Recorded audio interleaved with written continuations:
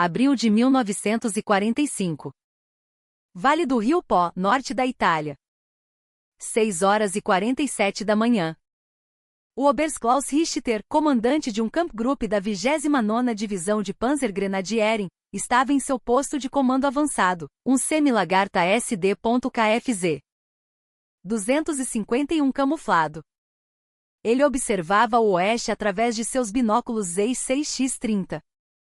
À sua frente, estendendo-se por quilômetros de estradas rurais enlameadas, estava o que restava de sua unidade de combate. Uma longa e vulnerável coluna de caminhões Opel Blitz, alguns canhões antitanque rebocados, veículos de reconhecimento e os preciosos, insubstituíveis, canhões de assalto Stug terceira. Todos se movendo lentamente para o norte, em uma retirada desesperada para cruzar o rio Pó antes que as linhas alemãs colapsassem completamente na Itália. Esta não era uma contraofensiva gloriosa, era uma luta pela sobrevivência. A ordem do general Oberst von Vietinghoff era clara: salvar o máximo de homens e material possível da iminente armadilha aliada. Richter sabia que era uma corrida contra o tempo, mas ele tinha um aliado poderoso. Um aliado que valia mais do que uma divisão de panzers inteira naquele momento: o tempo. Nos últimos 4 dias, um nevoeiro denso e gelado cobria o Vale do Pó como um sudário, persistindo até o meio-dia. Essa cortina de névoa havia mantido no chão os temidos jabos aliados, os caças-bombardeiros que haviam transformado cada estrada na Itália em um cemitério de aço retorcido. Se o nevoeiro se mantivesse por mais 4 ou 5 horas, sua coluna poderia alcançar a segurança relativa da próxima linha defensiva. Ele olhou para o relógio. O comboio estava perigosamente exposto, mas o céu estava do seu lado. Mas então, às 6h52, a apenas alguns minutos de cruzar uma ponte vital sobre o rio Panaro, Richter sentiu algo em seu rosto. Uma brisa suave, quase imperceptível, vinda do oeste. O nevoeiro, antes uma parede impenetrável, começou a se agitar, a girar em redemoinhos fantasmagóricos, a se desfazer como fumaça. Em questão de 15 minutos, a visibilidade passou de menos de 100 metros para mais de 3 quilômetros. O sol da manhã, pálido mas impiedoso, começou a brilhar sobre o metal de seus veículos, transformando sua coluna de retirada em um alvo perfeitamente delineado. Richter sentiu um nó gelado no estômago. Imediatamente ele gritou no rádio para todos os comandantes de unidade: dispersão máxima. Mantenham distância e procurem cobertura. A aviação inimiga pode estar ativa a qualquer momento, mas já era tarde demais. O céu estava limpo. E eles estavam sozinhos. A 200 quilômetros de distância na base aérea de Pisa, os pilotos brasileiros do primeiro grupo de aviação de caça, o lendário Senta-Pua, já estavam em suas cabines. O som dos 18 cilindros dos motores radiais Pratt e Whitney R2800W, Vaz de seus Republic P-47 Thunderbolts com seus 2.600 cavalos de potência, ecoava pela pista, aguardando a ordem de decolagem. O tenente Rui Barbosa, líder da Esquadrilha Azul, havia sido acordado às 5h30 com a notícia. Reconhecimento aéreo identificou grande coluna alemã em retirada ao norte de Módena. Precisamos de todos os P-47 disponíveis no ar assim que o tempo permitir. Barbosa já havia voado 52 missões de combate nos últimos meses. Ele conhecia o trabalho. Os P-47, apelidados de Jug pelos americanos, não eram caças ágeis como os Pifires. Eram bestas de carga, tratores voadores projetados para uma única e brutal tarefa: descer ao inferno e destruir alvos terrestres com uma fúria avassaladora. Cada P-47 brasileiro estava armado com 8 metralhadoras calibre .50, um poder de fogo capaz de desintegrar um caminhão em segundos, e carregava 2 bombas de 500 libras sob as asas. Mas não eram as armas que tornavam os pilotos brasileiros tão temidos. Era sua tática. Uma tática que os instrutores americanos consideravam imprudente, quase suicida. As regras de engajamento da Força Aérea do Exército dos Estados Unidos estipulavam que os bombardeios de mergulho deveriam ser executados com a liberação das bombas a uma altitude segura de 3.000 pés, permitindo ao piloto tempo para se recuperar do mergulho e evitar o fogo antiaéreo, a temida flak alemã. Mas no terreno montanhoso e nos vales estreitos da Itália, essa altitude frequentemente resultava em bombas errando o alvo por dezenas de metros. Os brasileiros, com uma mistura de coragem, teimosia e o famoso jeitinho brasileiro, desenvolveram sua própria doutrina. Eles mergulhavam quase na vertical, ignorando os manuais, empurrando seus aviões a mais de 700 km por hora, e só liberavam suas bombas a 1000 pés de altitude, ou até menos. Eles voavam direto para a garganta da flaca inimiga, para o coração da explosão, para garantir que cada bomba contasse. Era uma roleta russa a cada missão. Mas para os alemães no chão, não parecia tática. Parecia loucura.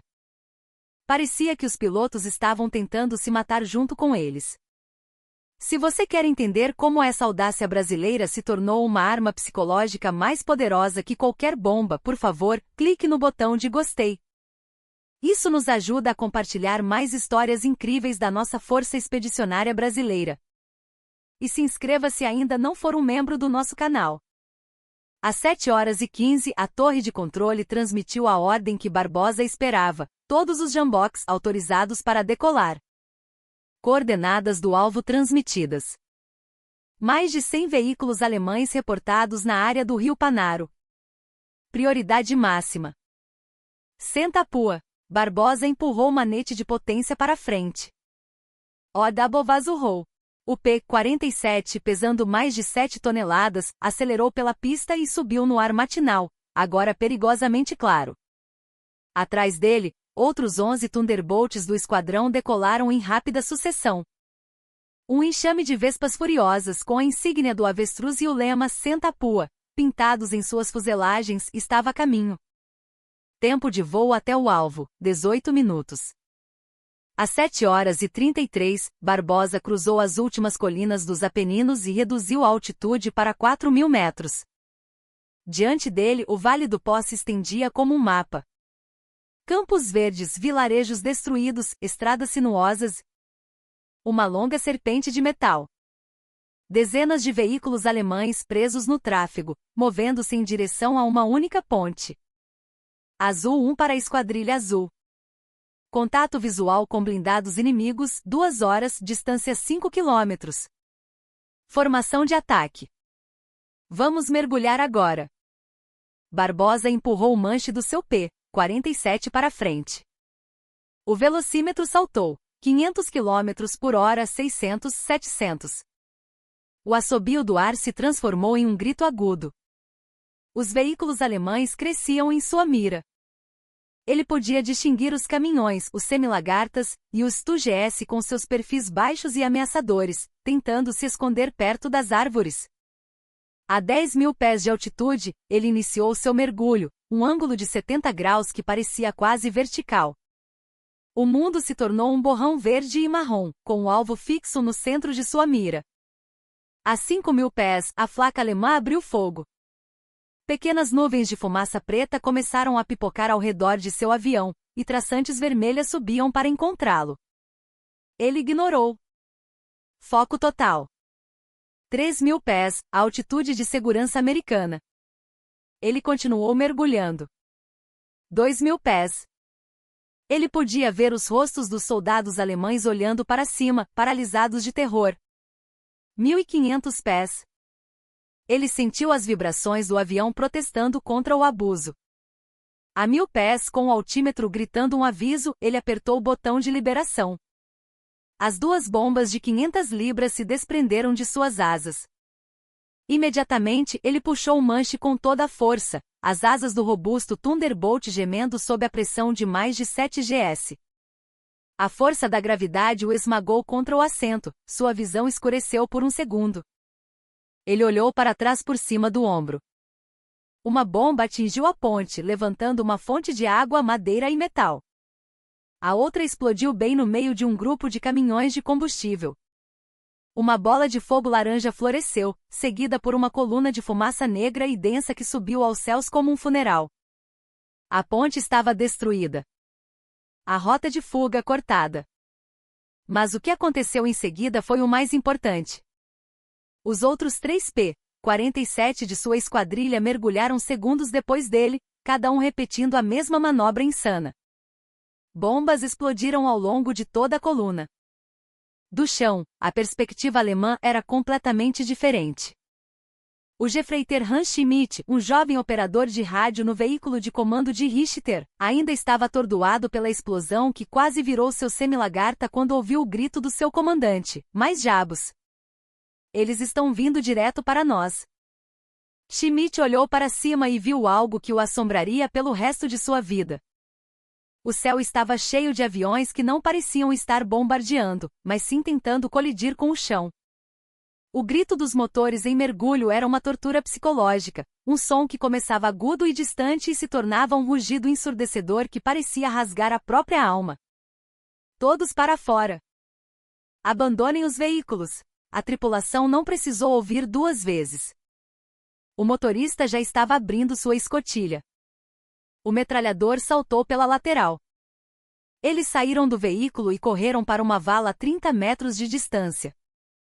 3 segundos depois, uma bomba explodiu onde eles estavam, transformando o SD.KFZ em uma pilha de metal fumegante. Mas o ataque mal havia começado. Do seu posto de observação, o Oberrichter assistia horrorizado enquanto o céu sobre sua unidade se enchia de P-47. Não eram 4 ou 5 aviões. Eram dezenas voando em ondas contínuas. Após lançarem suas bombas, eles não iam embora. Eles davam a volta e retornavam para um segundo ataque, desta vez com suas 8 metralhadoras .50, varrendo a estrada com uma chuva de projéteis que rasgava o metal dos caminhões e os corpos dos homens que não conseguiam encontrar abrigo. O efeito não era apenas físico, era paralisante. Soldados alemães, veteranos endurecidos da Frente Oriental, descreveram a experiência como um inferno na terra. O grito dos aviões em mergulho, a certeza de que o piloto inimigo estava disposto a morrer para te matar, a impossibilidade de prever onde a próxima bomba ou rajada de metralhadora cairia. A certeza de que não havia abrigo, não havia escapatória, apenas sorte cega. As tripulações dos Tu-GS, a elite blindada, abandonaram seus veículos e fugiram para os campos. Motoristas de caminhão deixaram seus veículos no meio da estrada e correram para qualquer cobertura disponível. Comandantes de pelotão perderam o contato por rádio com seus subordinados. Batalhões inteiros se desintegraram como unidades organizadas em menos de uma hora. Richter tentou desesperadamente reorganizar sua defesa. Ordenou que os canhões antiaéreos móveis concentrassem fogo, mas eles eram alvos prioritários e foram silenciados um a um. Solicitou apoio aéreo urgente, mas a resposta, quando veio, foi brutal. A Luftwaffe não existia mais sobre a Itália. Às 9h30, menos de 2 horas após o início do ataque aéreo, Richter transmitiu uma mensagem ao quartel-general do 14º Exército: ataque aéreo inimigo de intensidade sem precedentes. Perdas severas em veículos e pessoal. Coluna imobilizada e sob ataque contínuo. Solicito permissão para abandonar o equipamento pesado e tentar uma retirada a pé. A resposta demorou, mas foi a que ele temia: negado. Mantenham a posição e salvem o equipamento a todo custo. Richter olhou para a mensagem por um longo momento, depois a amassou na mão e continuou tentando salvar o que restava de seus homens. Às 14 horas, quando os últimos P-47 retornaram às suas bases em Pisa para rearmar, o campo de batalha ao redor da ponte do Panaro parecia um cemitério de aço. A contagem final foi devastadora para os alemães. Mais de 130 veículos destruídos ou abandonados, incluindo todos os seus canhões de assalto e peças de artilharia. O Kampfgruppe de Richter havia sido efetivamente aniquilado como força de combate. Mas a verdadeira história do ataque do Santa-Pua é mais complexa do que os números sugerem. Após a guerra, analistas militares estudaram os relatórios de combate e as fotos de reconhecimento daquele dia para determinar a eficácia real dos bombardeios de mergulho brasileiros. Os resultados foram surpreendentes. Dos mais de 130 veículos alemães reivindicados como destruídos pelos P-47, apenas cerca de 20 mostravam evidências definitivas de terem sido destruídos por impactos diretos de bombas. Apenas 20. Então, o que destruiu os outros 110 veículos? A resposta revela uma verdade mais profunda sobre a guerra moderna. Às vezes, o efeito psicológico de uma arma, ou, neste caso, de uma tática, é mais devastador do que seu efeito físico direto. A maioria dos veículos alemães foi abandonada por suas tripulações, não destruída por bombas. As tripulações, aterrorizadas pelos mergulhos suicidas e pelo som apocalíptico dos Thunderbolts, fugiram de seus veículos perfeitamente operacionais e os deixaram para trás. Muitos desses veículos abandonados foram então incendiados pela artilharia aliada que avançava ou simplesmente ficaram sem combustível e foram capturados intactos. Outros veículos foram danificados por estilhaços de explosões próximas que destruíram suas lagartas, pneus ou motores, tornando-os inúteis. Mas o resultado final foi o mesmo: um Kampfgruppe alemão inteiro foi eliminado do campo de batalha. A audácia dos pilotos brasileiros havia se provado mais eficaz do que a precisão de suas bombas. Era a doutrina militar do choque e pavor aplicada em nível tático. Eles não precisavam acertar todos os alvos se pudessem aterrorizar o inimigo até a paralisia. Após episódios como esse, o alto comando alemão na Itália se tornou cada vez mais relutante em mover suas forças durante o dia, sabendo que tais concentrações seriam imediatamente atacadas pelos enxames de caças-bombardeiros aliados, especialmente pelos papagaios brasileiros, como eram apelidados por causa da pintura verde e amarela em suas empenagens.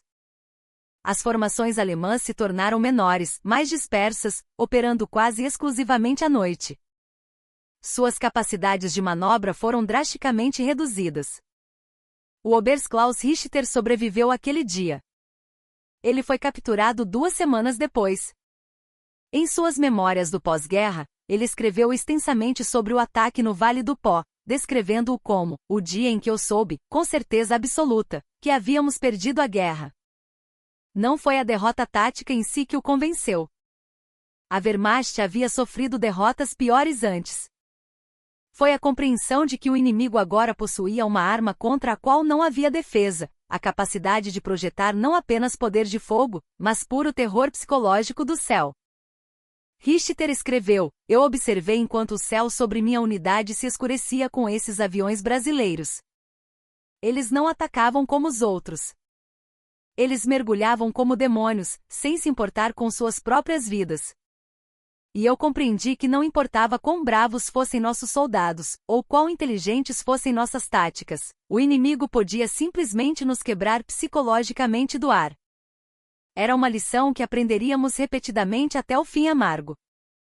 O tenente Rui Barbosa voou mais 11 missões antes do fim da guerra. Ele sobreviveu e viveu até 2012, morrendo aos 91 anos. Em uma entrevista em 1998, perguntaram-lhe sobre a tática de mergulho usada na Itália. Ele respondeu com um sorriso cansado: éramos jovens. Éramos um pouco assustados, um pouco arrogantes, e não tínhamos ideia da importância histórica do que estávamos fazendo. A gente só cumpria o nosso trabalho: voar baixo, lançar as bombas, rezar para a flak não nos acertar e voltar para casa para fazer tudo de novo no dia seguinte. Só depois da guerra eu entendi que tínhamos participado de algo especial. Perguntaram-lhe se eles não tinham medo de mergulhar tão baixo. Barbosa riu. Medo? Claro que tínhamos. Mas a vontade de acertar o alvo era maior. Os americanos nos davam os manuais, mas a guerra na Itália não estava nos manuais.